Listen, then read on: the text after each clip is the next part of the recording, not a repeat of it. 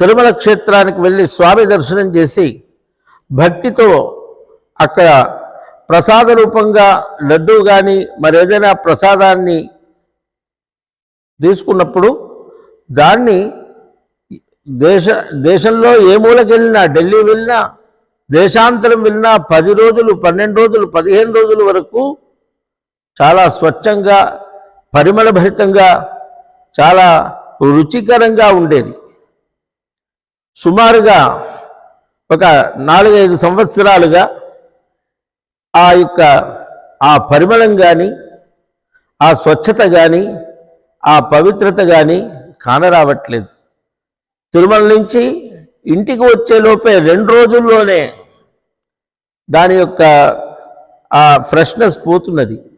పవిత్రత సంగతి పక్క వెళ్ళినా 2 రోజుల్లో బూజు పెట్టేటువంటి పరిస్థితి ఏర్పడుతున్నది. ఎందుకు ఈ రకంగా అవుతున్నది? నాసిరకమైనటువంటి సరుకులు. అది ఎవ్వరు దానికి బాధ్యులు అని మేమంటం లేదు.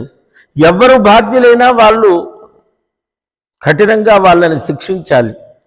అట్లాంటివి దైవ విషయంలో ఇది కేవలం ఒక హిందూ సమాజంలో, భారతీయ సనాతన ధర్మంలో చాలా కేంద్ర స్థానం తిరుమల తిరుపతి దేవస్థానం.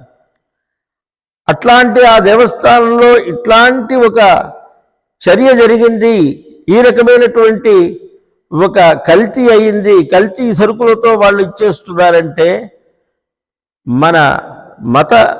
మన సంస్కృతి, మన భక్తి విశ్వాసాలని సడలింపు చేసి మనల్ని చిన్నాభిన్నం చేయటానికి ఏదో పెద్ద స్థాయిలో ఎవరో వెనక కుట్ర చేస్తున్నారేమో అన్నంత అనుమానం వస్తున్నది.